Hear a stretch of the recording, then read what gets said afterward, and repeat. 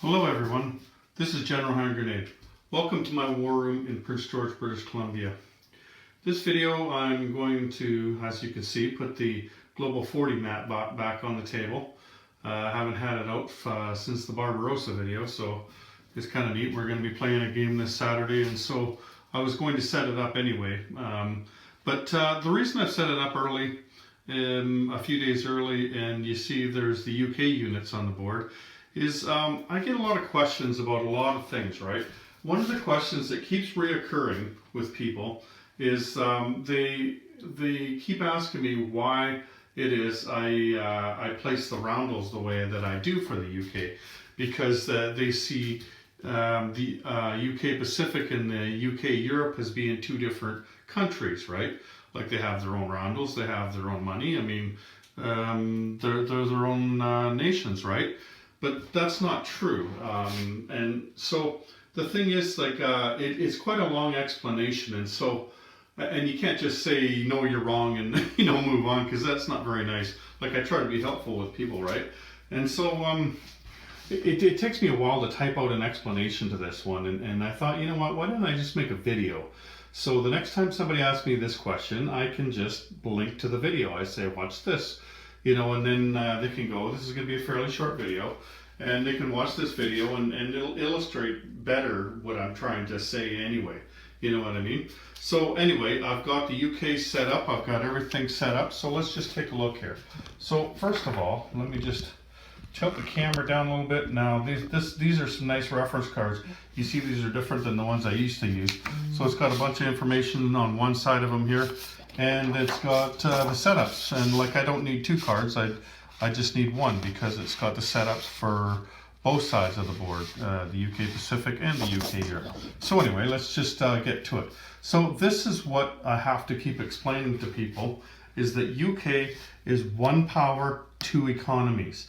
They're the same country. Like, that's why the units are all the same color and everything. It's one big country, the United Kingdom, in this game, but they have two economies. So let me just read to you what it says here, and then I will show you and describe it in better detail. So the United Kingdom is one power that has two separate economies, Europe and Pacific. The income levels and IPC treasuries for the two economies are tracked separately. The Union Jack national control markers are for tracking the Pacific economy's income level on the national production chart. The Europe economy includes all of the territories controlled by the UK on the Europe side of the board, plus the North American territories. London is its regional capital. The Pacific economy includes all the territories controlled by the UK on the Pacific map, plus West India, and its regional capital is Calcutta. So anyway, let's take a look at this. So here is the dividing line right here. So you start here and you go all the way up the map. So all the way up the map there, and that side is Europe, this side is the Pacific. And what they're saying there is that there is the exceptions. So this one right here is controlled by the UK Pacific, even though it's on the Europe side. Like they basically just did not want to break up India, right? Like put India over in the UK Europe economy when it was right beside Calcutta, right? So there's that. And then over here, which is on the Pacific side of the board, you have British Columbia and Yukon Territory. Here, let me just move that closer. So you have British Columbia and Yukon Territory. So these two, despite the fact that they're on the Europe side of the board, they are also in the Europe economy, because those are part of Canada. So the Canadian territories are the European, and India, West India, is part of the UK Pacific. So you do have two, technically you have two economies. And here, this is the Union Jack roundel that they were talking about. And this is the money that they start with, 17 IPCs. And they do have one national objective for this side. And if you do achieve this national objective, then the money goes into the Pacific Treasury. And conversely, they're represented by this roundel, and they have only one national objective as well. And if you achieve that national objective, then the money goes into this economy. And you can see there they start with 28 IPCs. Now this is London, this is the capital of UK Europe, and this is Calcutta right here. This is the capital of UK Pacific. So another, I'm going to pan around a little bit here. I want to show you the UK is actually spread out quite a bit, and you can see it's all one color, so it's all the same army. Notice how many naval bases they have and how many air bases. Like they're really stacked up. They've got lots of naval power. They've got lots of units in the Mediterranean there, and you see the red things there. Like there's these are victory cities. So another thing that they also have that they start with is 5 victory cities, and I've shown you this. There's lots of boats up there, and over here in eastern Canada you can see they've got a victory city. That's Ottawa there, and they've got some boats, and they've got some units up there, plus a minor factory. So UK Pacific starts with a lot of stuff, and unlike say Russia, where they're all concentrated together, they're spread out. That's probably why I like playing the UK the most, is because you get to play on both sides of the board. So let's get into what the rule is here. Let me just sit down here. Okay, so what does it mean with one power, 2 economies? Okay, so you've got that economy and that economy over there, right? Like I said. So what they do separately is they purchase and repair units separately, and that's the first thing you do in a turn. So over here, like these guys here, they've got 17 IPCs. Let's say they want to purchase this for their turn. Right here. They're going to purchase 2 artillery and 3 dudes. Now, these things that you buy on this side of the board, on the Pacific side of the map, with UK Pacific, have to be placed on this side of the map. Currently, there is only one factory here, and that's this one. But you could technically, buy factories, and you could place a factory here, or you could place one here. You know what I mean? Like, you could have placed one here, but that would be kind of silly putting one right next to the other one, right? Like if you were to take over some territories, or take over something that has a factory, then you would have a second factory.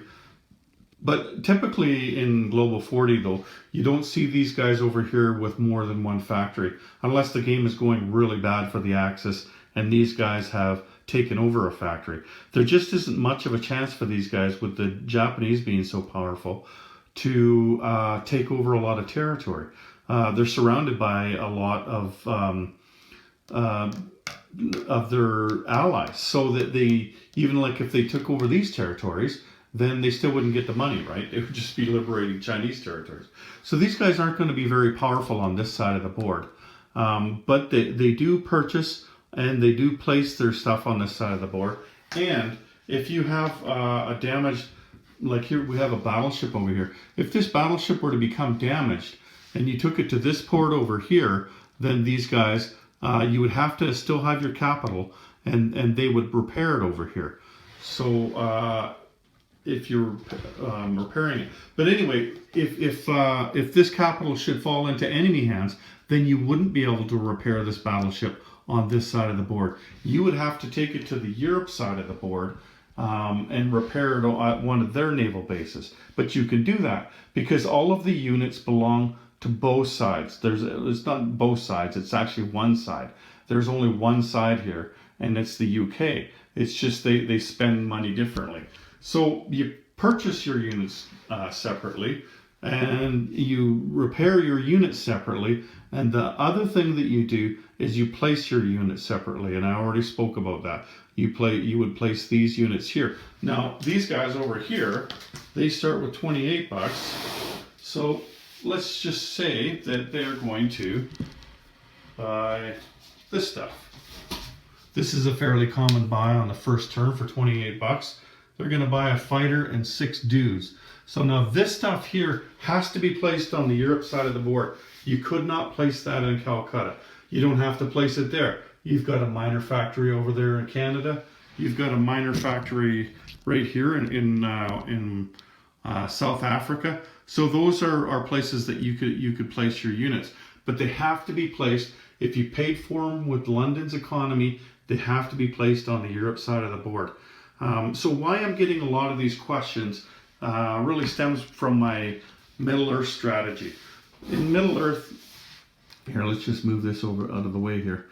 In the Middle Earth strategy, one of the things that I do on the first turn is I take this transport and I bring it over here with a dude and probably with this gun here, right?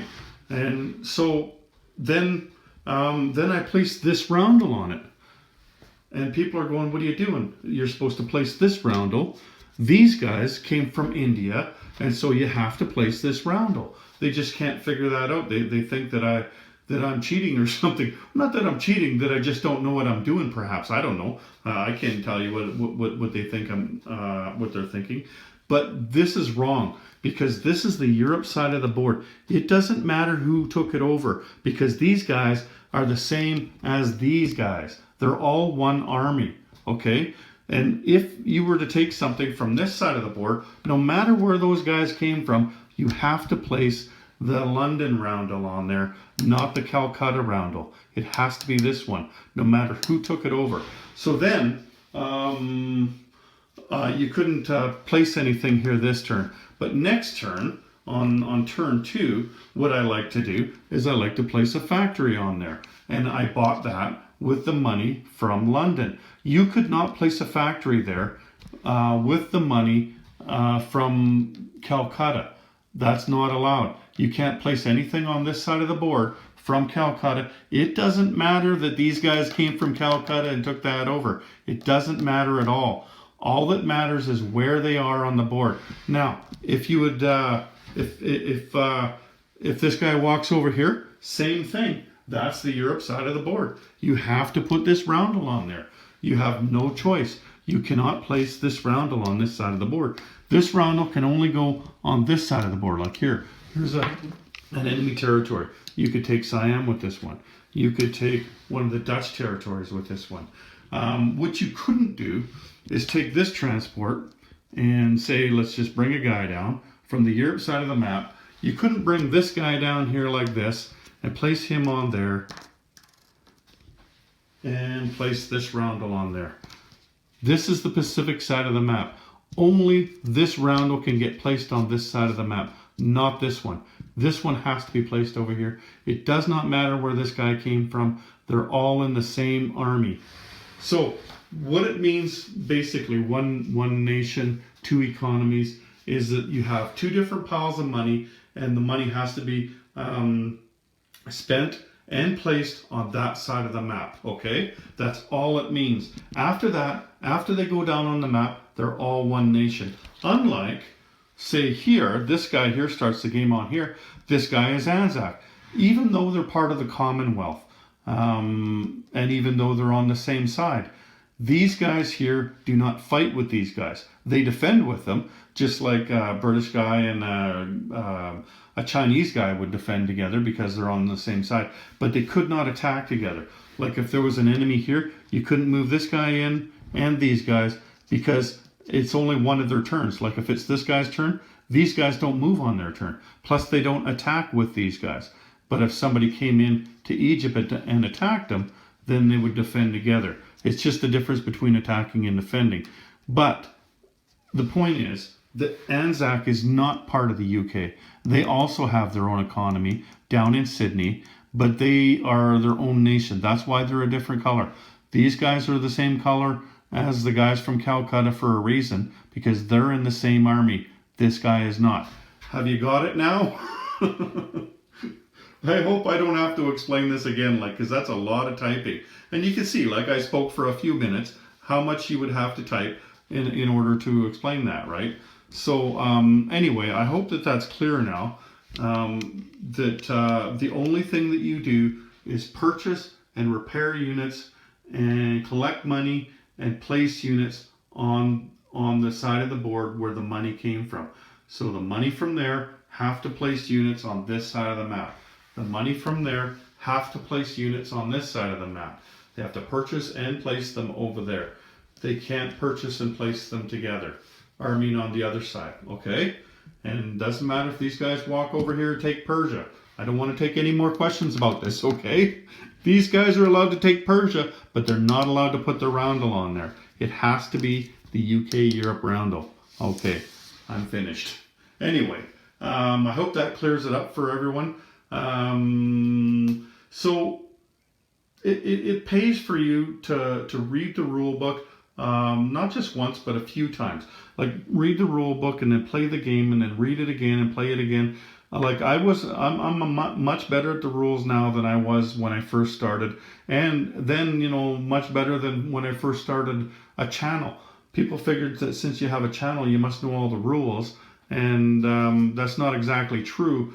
But I learned them really quick because I was getting all these questions, and so I would have to hunt down the answers, and it made me a better player, a much better player. When you know the ins and outs of what the rules are, because the rules are very specific in Axis and Allies, and Global 40 is the most intricate Axis and Allies game. There's a lot of rules to this game. So if you can learn those rules, then you can surprise your opponent because they didn't think you could do this, but hey, here it is on page 32. It says right here, I can do that. Like the sneaky Carl move, you know what I mean? So I encourage you to watch some of those videos too, the Know the Rules videos that I have. And there's one in there about repairing capital ships.